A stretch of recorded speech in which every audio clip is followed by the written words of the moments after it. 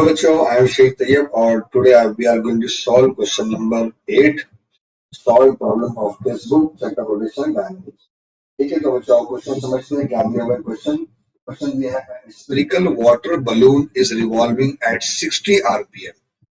मतलब ये बलून है, इसमें पानी भरा हुआ है, वाटर बलून, ठीक है, और इसका रेवोल्यूशन कितना है 60 rpm. तो इसका इनिशियल फ्रीक्वेंसी में डेटा साथ में लिखता हूँ. Frequency is given n1 which is equal to 60 rpm. Okay, convert into rps. बच्चों rpm को rps में कन्वर्ट करने के लिए मिनट से सेकंड में तो डिवाइड बाय 60, क्योंकि एक मिनट में 60 सेकंड होते हैं. तो ये हो गया 1 rps. ठीक है, 1 rps. तो मतलब ये स्फेरिकल बलून है, इसमें पानी भरा हुआ और ये गोल गोल घूम रहा है. ठीक है, क्या स्पीड से घूम रहा है? एक सेकंड में एक रेवोल्यूशन कंप्लीट कर रहा है. 1 rps की स्पीड से रिवॉल्व कर रहा है. ठीक है.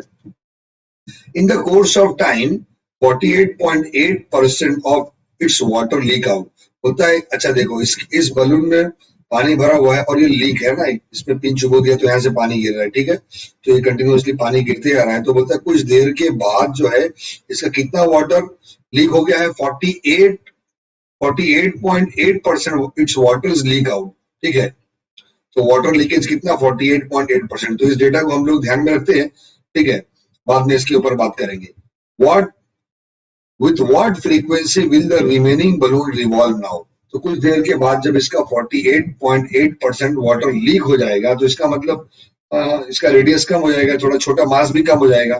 तो अब इसका क्या फ्रीक्वेंसी होगा? मतलब आपको ये वाटर लीक होने के बाद इसका फ्रीक्वेंसी क्या है ये फाइंड आउट करना है. ठीक है. Neglect all conservative forces. सारे एक्सटर्नल फोर्सेस को हम लोग नेग्लेक्ट कर देंगे. तो क्या इसका यूज लेना है मैं अभी आपको बताता हूँ. आप लोग पहले यहाँ पे ध्यान दो. बच्चों मान लो ये बलून है, इसमें पूरा पानी भरा हुआ है. पानी भरा है तो मान लो इसका इनिशियली इसका मास कितना है? m1. ठीक है, और इसका रेडियस मान लेते हैं, रेडियस है r1. ठीक है, और इसका वॉल्यूम, जो भी इसका वॉल्यूम है, वॉल्यूम v1. ठीक है, और इसकी डेंसिटी ऑफ वाटर, बलून के अंदर जो पानी है वाटर, इसका डेंसिटी कितना है? रो. ठीक है, तो बच्चों जब ये बलून रिवॉल्व कर रहा है, गोल गोल घूम रहा है और लीकेज भी है, तो मतलब इसका पानी गिरते जा रहा है. तो पानी गिरते आ रहा है तो इसका मास भी कम होगा, इसका रेडियस भी कम होगा और ओवरऑल देख सकते हैं आपको इसका वॉल्यूम भी कम हो रहा है. बट वाटर की डेंसिटी तो चेंज होने वाली नहीं है, क्योंकि डेंसिटी तो कोई इसकी क्वांटिटी पे डिपेंड नहीं है. वाटर की जो डेंसिटी चाहे कम हो चाहे ज्यादा हो, वाटर की जो डेंसिटी वो उतनी ही होती है. तो यानी बाद में जब पानी लीक हो जाएगा, थोड़ा 48.8% पानी गिर जाएगा इसके अंदर से लीक होने के बाद, तो बच्चों इसका मास जो बचेगा वो हो जाएगा m2. इसका जो रेडियस है, देखो रेडियस भी कम हो गया, इसका रेडियस हो जाएगा r2 और इसका वॉल्यूम भी कम हो चुका है और वॉल्यूम हो जाएगा v2. बट इसका density still remains same, density तो उतना ही होगा. तो बच्चों इनिशियली ये 60 rpm मतलब 1 rps, एक सेकंड में एक बार ये घूम रहा था. अब 48.8% वाटर लीकेज होने के बाद ये क्या फ्रीक्वेंसी से ये रिवॉल्व कर रहा है, इसकी फ्रीक्वेंसी कितनी है ये अपने को मालूम करना है. तो बच्चों लॉ ऑफ कंजर्वेटिव, यहाँ पर देखो इसने क्या बोला, neglect all the non conservative forces. ठीक है, मतलब law of conservation of momentum हम लोग यहाँ पर यूज करेंगे.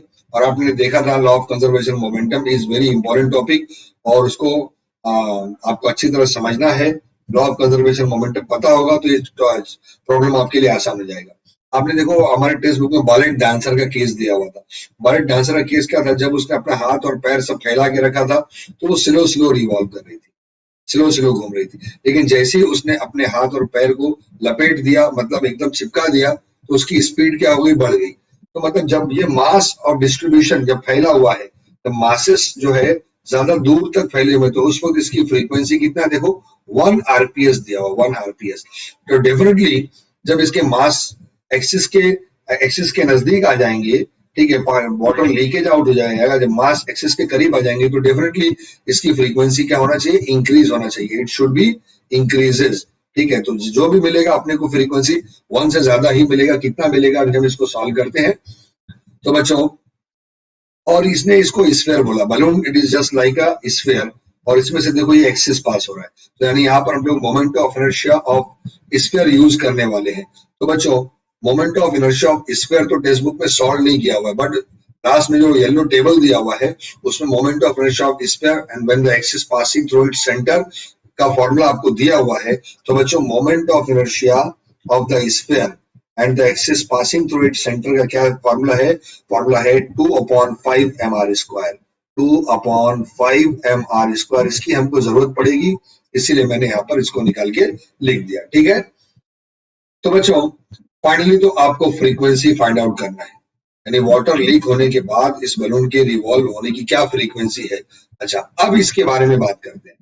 ठीक है, हमको फ्रीक्वेंसी मालूम करना है, हमने देख लिया। Remaining what will be the frequency of remaining balloon revolve now. Neglect all non conservative forces, यानी यहाँ पर सारे नॉन कंजर्वेटिव फोर्सेस को नेग्लेक्ट करना है। तो मैं लिखता हूँ नेग्लेक्ट ऑल द फोर्सेस। ठीक है, neglect all non conservative forces. Okay, तो बच्चों इससे क्या होने वाला है? बोलिए सर, आपने law of conservation of angular momentum में क्या पढ़ा? If there is no external torque acting on the system at that time angular momentum is constant and conserve. जब हम किसी तरह का बाहर से फोर्स नहीं अप्लाई करेंगे, टॉर्क अप्लाई नहीं करेंगे, ठीक है, कोई बॉडी रोटेट कर रही है उसके ऊपर कोई टॉर्क नहीं लगेगा तो उसका एंगुलर मोमेंटम सेम रहेगा। एंगुलर मोमेंटम कंजर्व का मतलब क्या हुआ? मतलब कि initial angular momentum which is equal to final moment, जैसा मोमेंट उसका पहले था वैसा ही मोमेंट उसका बाद में रहेगा। तो नेग्लेक्ट ऑल फोर्सेस मतलब neglect all the torque, rotational motion है ना, सारे टॉर्क को अब्सेंट कर दो। तो जब when external torque is absent, torque external which is equal to 0, at that time the initial angular momentum which is equal to final angular momentum. We are going to use law of conservation of angular momentum. यहाँ पर आपने law of conservation use किया। ठीक है, okay, चलो। तो बच्चों अब इसके ऊपर कोई एक्सटर्नल टॉर्क नहीं लग रहा है, ठीक है, बट ये वाटर के लीक होने के बाद तो इसकी फ्रीक्वेंसी तो चेंज होगी ना बच्चों। ठीक है, तो इनिशियल एंगुलर मोमेंटम, अच्छा एंगुलर मोमेंटम का जनरल फॉर्मूला क्या है बच्चों? I L is equal to I omega, L is equal to I omega. तो initial I1 omega 1 which is equal to final I2 omega 2। Okay, अब मैं यहाँ पर ओमेगा 1 और ओमेगा 2 की वैल्यू पुट करता हूँ। I1 ओमेगा 1 का वैल्यू अपने को मालूम है, इट इज 2 पाई n1 और ओमेगा 2 का वैल्यू 2 पाई n2 ले लेता हूँ। ये हो गया I2 इंटू 2 पाई n2। ओके, तो बच्चों देखो 2 पाई एंड 2 पाई गेट कैंसल। अब यहाँ पे क्या बचा है? I1 is I1 into N1 which is equal to I2 into N2। ठीक है, तो बच्चों यहाँ पर हमको देखो एक फ्रीक्वेंसी 1 आरपीएस मिल गई है, बट अभी डायरेक्ट इसकी वैल्यू पुट नहीं करना है। अभी मैं मोमेंट ऑफ इनर्शिया का जो फॉर्मूला है 2/5 mr², तो ये भी स्फीयर है, ये भी स्फीयर है। ठीक है, तो दोनों का फॉर्मूला सेम ही रहेगा, खाली I1 N1 है तो यहाँ पर मैं M1 R1² बोलूंगा, ये I2 N2 है तो यहाँ पर मैं M2 R2² बोलूंगा। तो I1 का वैल्यू क्या हो जाएगा? मोमेंट ऑफ इनर्शिया का फॉर्मूला मैं पुट कर रहा हूँ, क्योंकि ये स्फीयर है, एक balloon, it is just like a sphere. तो I1 का वैल्यू हो जाएगा 2/5 M1 R1²। तो मैंने I1 की जगह ये मोमेंट ऑफ इनर्शिया का फॉर्मूला लिख दिया into N1 and which is equal to I2 की जगह भी यही फॉर्मूला पुट करूंगा, बट M2 R2 कर दूंगा। तो ये हो जाएगा 2/5 M2 R2² इंटू N2। तो बच्चों देखो 2/5 गेट कैंसल, और अभी जो वैल्यू मुझे मिली है मैं बस इसको जस्ट लिख देता हूँ खाली, M1 R1² into N1 and which is equal to M2 R2² into N2। ठीक है, और इसको मैं ब्रैकेट में डाल के इक्वेशन नंबर 1 बोल देता हूँ। ओके, ठीक है, अभी आप लोग ध्यान देंगे। एक्चुअली फाइनली तो हमको N2 फाइंड आउट करना है, ये बात आपको मालूम है, यानी पानी इसमें से गिरने के बाद 48.8% वाटर जब गिर जाएगा तो उसका रेवोल्यूशन कितना बचेगा, यानी N2 फाइंड आउट करना है। लेकिन क्वेश्चन बहुत लंबा है बच्चों, और इसको अच्छी तरह से आपको समझना पड़ेगा, ध्यान देंगे आप लोग। तो बच्चों अब जैसा कि आपने देखा कि पानी जब बलून में पहले था उस वक्त की डेंसिटी और पानी लीक होने के बाद भी डेंसिटी में तो कोई फर्क नहीं आएगा। देखो मास चेंज हो जाएगा, रेडियस चेंज हो जाएगा, इसका वॉल्यूम चेंज हो जाएगा, पर डेंसिटी में कोई डिफरेंस नहीं आएगा। तो डेंसिटी शुरू में भी वही, बाद में भी वही, तो क्योंकि वाटर है, वाटर की डेंसिटी तो चेंज होने वाली नहीं है। नाउ डेंसिटी रिमेन कांस्टेंट, ठीक है। तो मैं ये बोल दूं कि ρ1 विच इज इक्वल टू ρ2। अगर मैं बोल दूं फर्स्ट बलून में डेंसिटी ρ1 है, सेकंड में डेंसिटी ρ2 है, तो ρ1 इज इक्वल टू ρ2, दोनों की डेंसिटी सेम है। और बच्चों डेंसिटी का बेसिक फॉर्मूला क्या होता है? डेंसिटी का बेसिक फॉर्मूला होता है मास अपॉन वॉल्यूम, ठीक है, मास अपॉन वॉल्यूम। तो पहले केस में इसको मैं m1 v1 और ये m2 v2, क्योंकि पहले बलून का मास देखो ज्यादा है ना, दूसरे बलून का मास देखो कम है, ठीक है। तो यहाँ पर मुझे नंबर डालना पड़ेगा।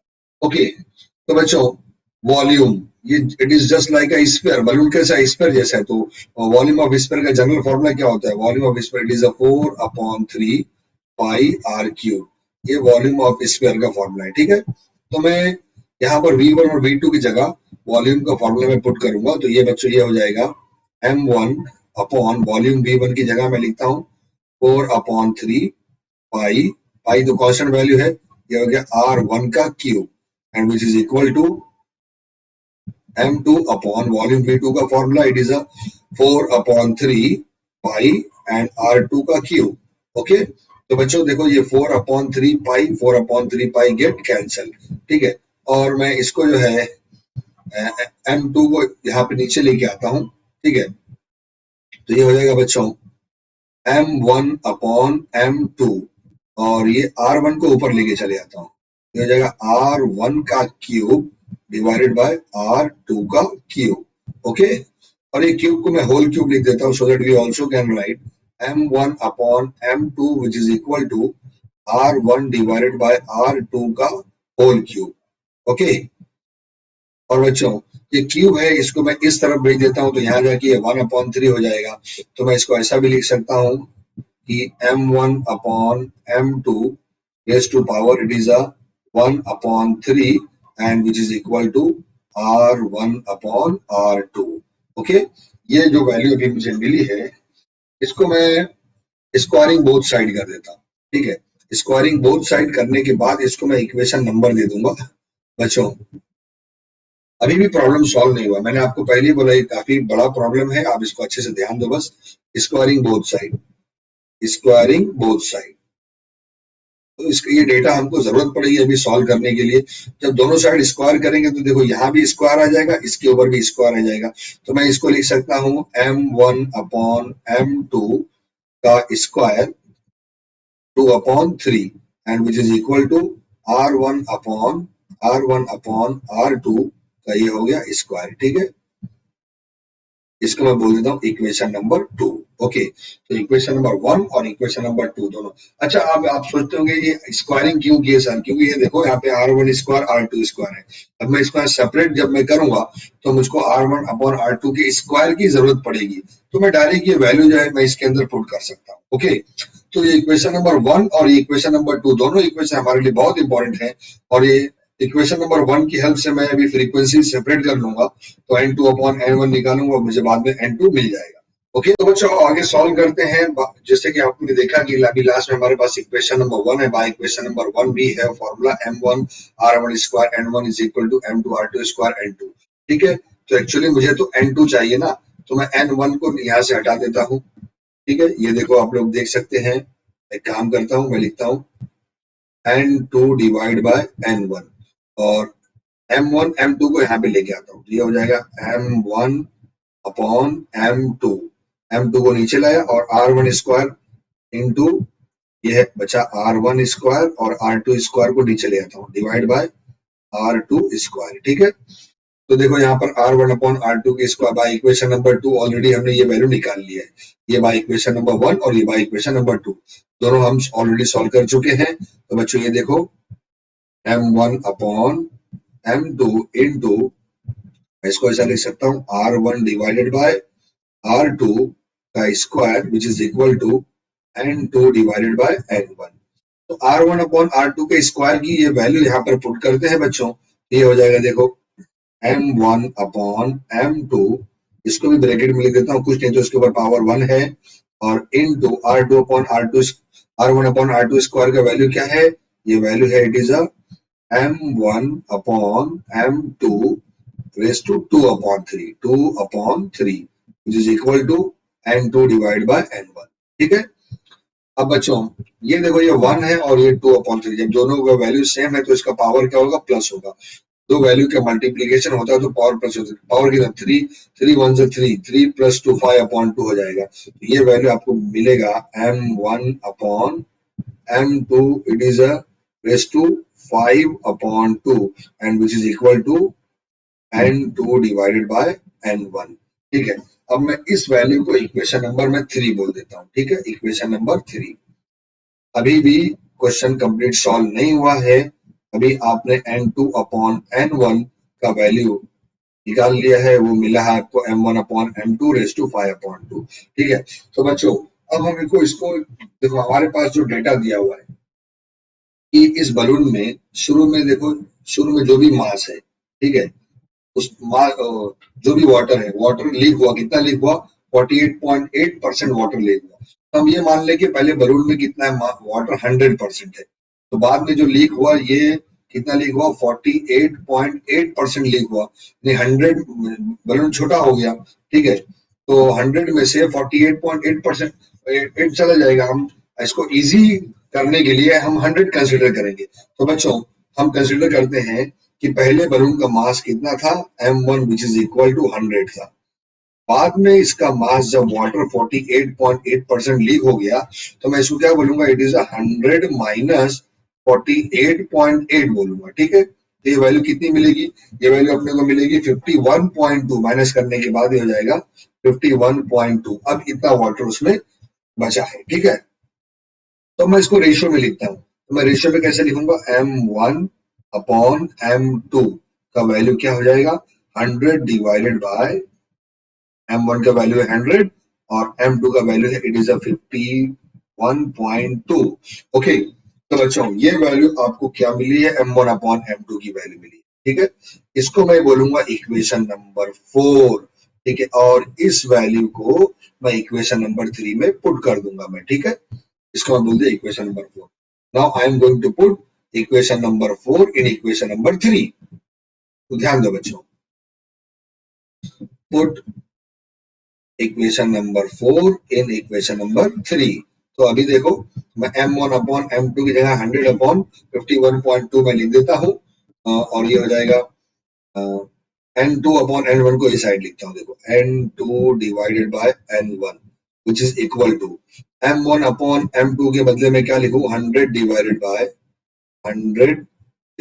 51.2। ठीक है, 51.2 और पावर कितना है, पावर इट इज 5/2। सॉरी, 3 1 3 3 2 5, 5 ये 3 हो जाएगा ना, 5/3 रहेगा ये। ठीक, तो पावर है 5/3। ओके ओके, अब बच्चों अब इनको इसको सॉल्व करना है। n1 को यहाँ भेज दो, अपने को n2 चाहिए ना, तो n2 which is equal to n1 into, अच्छा साथ साथ में ये देखो 100 है और तो 10⁻², नीचे लेके आऊंगा तो 10⁻⁻² हो जाएगा। तो मैं इसको ऐसा भी अरेंज करूंगा, कैलकुलेशन हल्के से हल्का कर सकूं, 1 divided by 51.2 into 10⁻⁻² raise to 5/3। ये -2 को जब अरेंज करेंगे, n1 की फ्रीक्वेंसी कितना दिया हुआ है, इनिशियली जब पानी भरा हुआ था पूरा तो इसकी फ्रीक्वेंसी थी 1 रेवोल्यूशन पर सेकेंड, तो ये वैल्यू है 1 इंटू 1 डिवाइडेड बाय, ये -2 अरेंज कर दो, 2 पॉइंट यहाँ जाएगा तो क्या बचेगा, 0.512 बचेगा। ठीक है, और पावर में कितना है, पावर है रेज टू 5/3। ओके, अब बच्चों इसको सॉल्व करने से पहले हम इसका रेसिप्रोकल ले लेते हैं। ठीक है, तो 0.512 आप जब रेसिप्रोकल के टेबल में लॉग बुक में देखेंगे तो आपको 0.512 का नहीं मिलेगा, आपको 5.12 का मिलेगा। अब 1 लिखने की तो जरूरत है नहीं, तो मैं एक काम करता हूँ, इसको रेसिप्रोकल देखने के लिए लॉग बुक में आपको 5.1 के 2 में आप जब देखोगे तो ये देखो 5.12 में लिख रहा हूँ, तो यहाँ पे जो पावर जो 10⁻⁻² था, ये पावर क्या हो जाएगा, 10⁻⁻1 हो जाएगा। ठीक है, और ये तो 5/3 है, इसको ऐसे ही रहने दो। अच्छा, अब 5.12 के रेसिप्रोकल जब आप चेक करेंगे तो आपको क्या मिलेगा, आपको मिलेगा 0.19 1953। आप रेसिप्रोकल देख सकते हैं, आपको क्या मिलेगा रेसिप्रोकल 0.1953। आप 5.1 के रेसिप्रोकल में जाके 5.1 के 2 में देखेंगे लॉग बुक में, और ये 10⁻⁻1 जब ऊपर जाएगा तो ये हो जाएगा 10, और पावर क्या है, इट इज 5/3। ठीक है, 10 से मल्टीप्लाई करेंगे तो आपको ये मिलने वाला है 1.953 रेज़ टू पावर 5/3।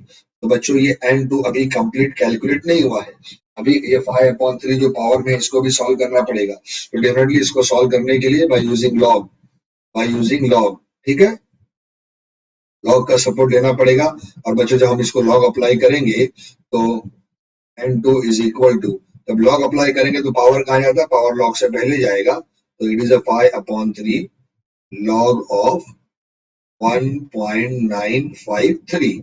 ओके, अब जब आप इसका लॉग चेक करेंगे तो ये मैं आपको कंप्लीट बता देता हूँ। आप अभी इसका लॉग और एंटी लॉग देखेंगे, कट करेंगे तो आपको आंसर तो आ जाएगा, फिर भी मैं सॉल्व करके दिखा देता हूँ।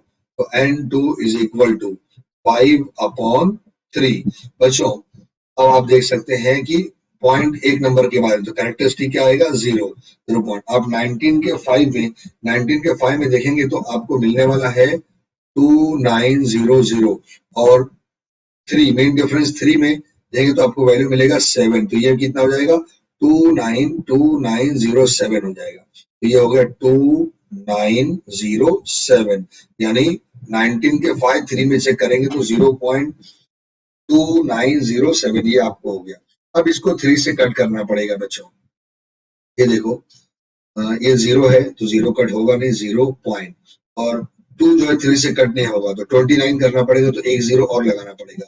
3 3 8 3 7 21, 3 8 24, 3 9 27, 3 9 27 कटा तो बचा 2, फिर 3 6 18, 3 6 18, फिर कटा तो बचा 2, फिर 3 9 27, यानी आपको कितना मिला, आपको अभी मिला है N2 which is equal to, अभी 5 नहीं, खाली आपने 3 से डिवाइड कर दिया, अभी तो 5 बाकी है, 5 ये हो गया 0.0969। ठीक है, अब 5 से मल्टीप्लाई करते हैं।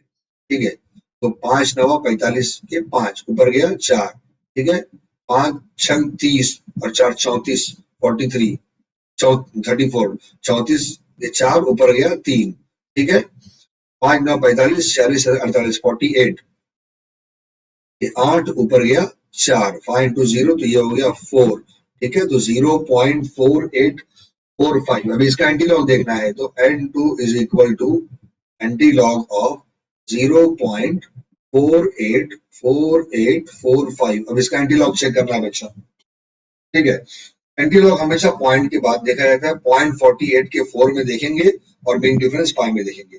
तो बच्चों जब आप एंटी लॉग इसका आप 0.48 के 4 में देखेंगे तो 0.48 के 4 में आपको मिलने वाला 3048, 48 के 4 में क्या मिलेगा, 3048 मिलेगा, और मेन डिफरेंस 5 करेंगे, 5 में देखेंगे तो आपको 4 मिलेगा, तो 8 4 12 और 4 और 1 5, ठीक है, और ये 0 और ये 3, तो आपको क्या मिल रहा है 3052, लेकिन 0 है तो 0.1 के बाद रहेगा, तो एंड 3.052, यानी फाइनल आपका आंसर मिल गया N2 which is equal to 3.052 revolution. ठीक है, revolution per second, RPS is the answer. तो बच्चों आपने देखा ये काफी बड़ा क्वेश्चन था और काफी कॉम्प्लिकेटेड भी है, इसका बहुत सारे स्टेप्स हैं, आप इसको जब अच्छे से देखेंगे तो ही आपको प्रॉपर्ली समझ में आएगा, और इसके लिए आपका थ्योरी भी स्ट्रांग होना चाहिए। ओके, स्टॉप करते हैं, गुड बाय।